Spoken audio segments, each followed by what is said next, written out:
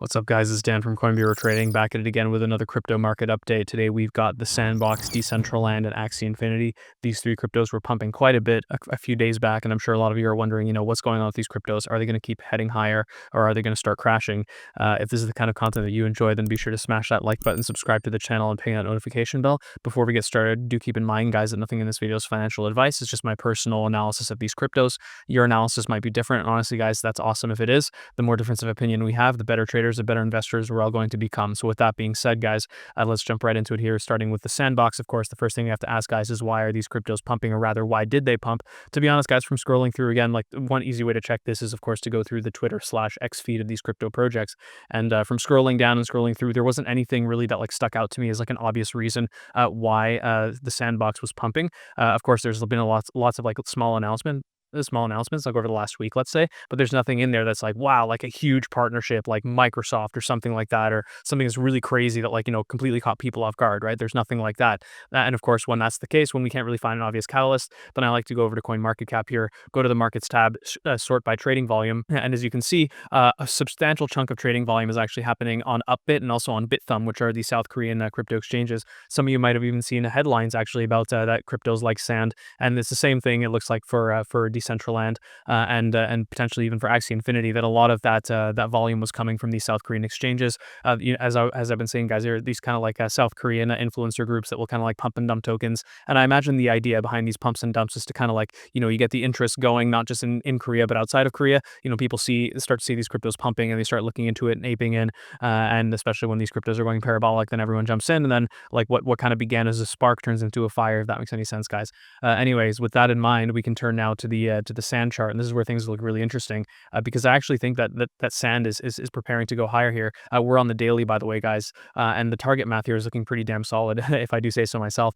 So I would say that the starting point for this move was arguably somewhere around 40 cents. You can make the case that started somewhere lower, around like even 20 cents, but I like to be conservative in my estimates, as you know, guys, and I'll show you guys in a second here why I think that this $1.20 target is probably a little bit better as a conservative estimate. But anyways, with the starting point of around 40 cents, resistance of around 80 cents, a difference there of around 40 cents, of course. So we basically take the resistance, we add the difference there, the difference between the starting point and the resistance, we add the difference there, and that gives us a target of $1.20. And what's really cool, guys, if we actually go back in time here, we can see that all the way back in 2022, you can see there's a lot of resistance as you get above this $1.20 mark, especially as you approach like $1.30. You see so much, like there's so many people who are buying and selling around this level, right?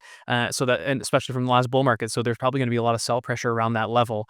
So do keep that in mind, that it's that once we do get to that, this is part of why I kind of have a more conservative drawing here, not starting from 30 or 20 cents, but from 40 cents, because I do think that there's going to be a lot of profit taking as soon as we get above that $1.20 level.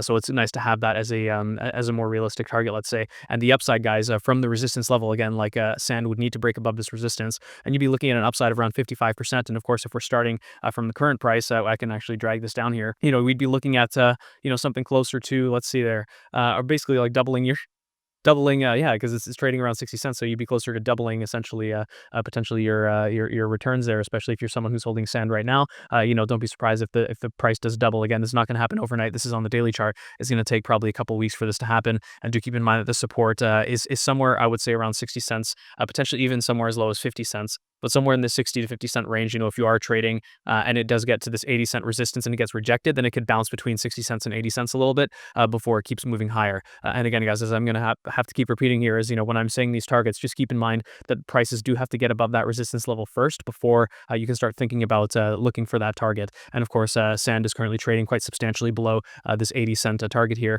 It's trading to somewhere around 60 cents. So at the time of shooting, so keep that in mind, guys. And with that being said, as you might have noticed, we were using Bybit there. We have some pretty awesome Bybit rewards in the description on the Coin Bureau deals page, up to $60,000 in rewards to be exact. We also have trading fee discounts on Blofin, OKX, KuCoin, and Binance, all amazing exchanges. As I'm going to say in every video, guys, you don't have to be a whale to take advantage of these deals. They don't cost you a single thing. You don't have to deposit a huge amount of money. Obviously, for like to make the most of these rewards, if you're looking at the details, you have to deposit a lot and do a lot of trading. But even if you have a few thousand or even a few $100s and you're just trading frequently, these trading fee discounts are going to help you a lot. So take advantage of that using the link in description. Again, it doesn't cost you a thing. The exchange gets a new user, we get a cut of your trading fees, and you get a discount. So this is something that's going to help everyone out. I guess it's a win-win-win. So do take advantage of that using the link in the description while these deals are still around. So with that being said, guys, now we can turn over to Decentraland, which is a similar story. Like I was kind of like scrolling through, trying to see, is there anything in here that's really like specific, some huge big announcement that's really popping out at you, like wow, like no one could have believed this, and like well, look at this crazy partnership, Decentraland and Meta or something like that, right? Of course, you guys know like this metaverse thing was a huge narrative in the last cycle, and this is why the Sandbox and Decentraland were pumping a lot, and of course they were kind of pumping in tandem. And yeah, guys, like there's to be honest, there's nothing in there. There's nothing in these recent updates here from Decentraland that justify like this huge move. But again, if we go back here, guys, and we take a look, we can see that of course there's some of these like offshore exchanges. Again, like just going to the markets tab, sorting by trading volume, we can see that there's a lot of trading on Mana on these offshore exchanges, but there is still a lot on these South Korean exchanges, and this was the case even more so a few days ago when Mana was really going crazy. A lot of that trading volume was coming from Upbit. This is actually something I pointed out to our Coin Bureau Club subscribers in the Discord, but we'll come back to the Coin Bureau Club in a second. So with that in mind, guys, we can now move over to the Mana chart, and what's really funny, guys, is that the Mana chart actually looks basically almost identical to the Sand chart. Like literally even the price levels, everything. Starting point around 40 cents, resistance around 80 cents, difference there is 40 cents. So we take the resistance, we add the difference, and we end up at a $1.20 target. Literally almost everything here looks the same. Even the support level, somewhere around 50 cents. Like that's also fairly consistent with what we're seeing on the Sand chart. Sorry, guys. But the difference here, I would say, is like if we actually zoom out, we can see that there's a lot more, and I didn't draw the line all the way back here, guys, but you can see there's a lot more resistance and chop on the way up here for Mana. So, around this dollar level, you might remember that for Sand, this chop starts around $1.20. In this case, it seems to start around $1. So Mana can have a little bit of a harder time grinding up compared to Sand. But that being said, guys, like the gains are basically going to be the same. Like you're looking around 50-55%. Of course, if you're starting from the current price, then you're looking at basically a doubling.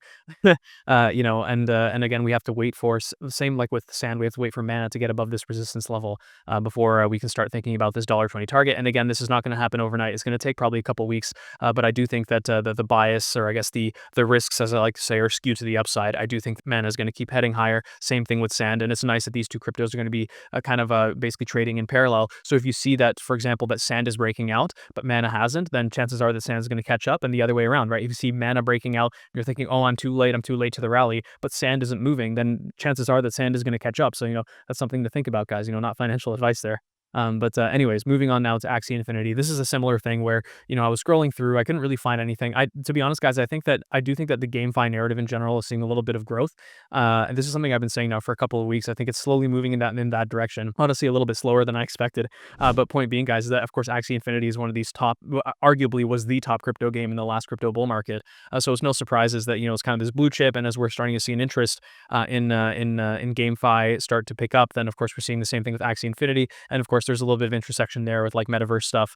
And so that's basically why I think AXS was pumping. In this case, we don't really see any too strong evidence of like Upbit, at least not right now. Not too strong evidence of like South Koreans being involved in AXS. I think this crypto, honestly, I think AXS just like rallied because it was kind of like lumped in, let's say, with this Sand and Mana trade by a lot of traders, and I imagine that there was a lot of South Korean involvement there as well. But of course, I wasn't looking at the time, so I can't say that for sure. And so with that being said, guys, AXS chart looks similar to Mana and Sand, but it's a little bit further behind, let's say. It looks like this crypto is still kind of catching up.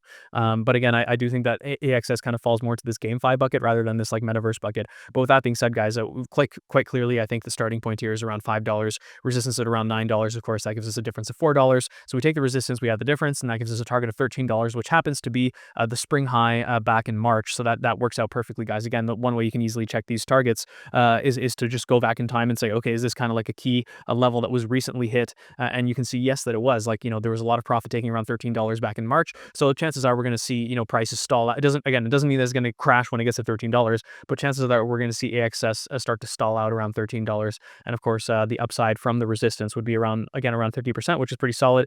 And from current prices, you'd be looking at, what is that? Around 78, or 80%. So not too shabby. And of course, the support is quite clearly, I would say, somewhere around $6. So if AXS does get to the resistance level and get rejected. It's possible it could chop around within this range, but honestly, guys, that's not my base case, and I've been saying this for a while now, that I don't think there's going to be too much chopping for these altcoins between this support and resistance range. I think that once they get to that resistance, it's going to be a little bit of chop around that resistance level and then a break higher. And again, this is not going to happen overnight. It's going to take a couple of weeks, but I do think that AXS in particular is probably headed higher, because I do think that momentum is moving into GameFi. Not so sure about Mana and Sand in the shorter term, because there seemed to be a little bit of speculation there. But insofar as the Sandbox and Decentraland are kind of lumped in with the GameFi narrative, then we could see them rally as well when GameFi gets big. So with that being said, guys, we can now kind of wrap things up here with a little bit of alpha, as I always do at the end. But of course, I have to start by saying that what I'm about to tell you guys, this alpha, all this alpha that I'm telling you guys at the end of this video, this is stuff that we're discussing in the Coin Bureau Club. It's stuff that I'm posting in the research feed. It's coming from these altcoin reviews that we're doing every single week. Our members basically vote on the altcoins we cover every single week. This kind of keeps us objective. We kind of do a poll, and people vote for it, and so they can have their say. Of course, as I just mentioned, I showcase my personal crypto portfolio. I forget actually if I just mentioned that, but I showcase my personal crypto portfolio, as well as my watch list. The same is true for the other members of the team. I'm doing posts in the research feed basically every single day. We have some exclusive deals. Of course, we have a Discord channel where people can discuss, and where I'm doing technical analysis on Bitcoin, Ethereum, and other altcoins every single day.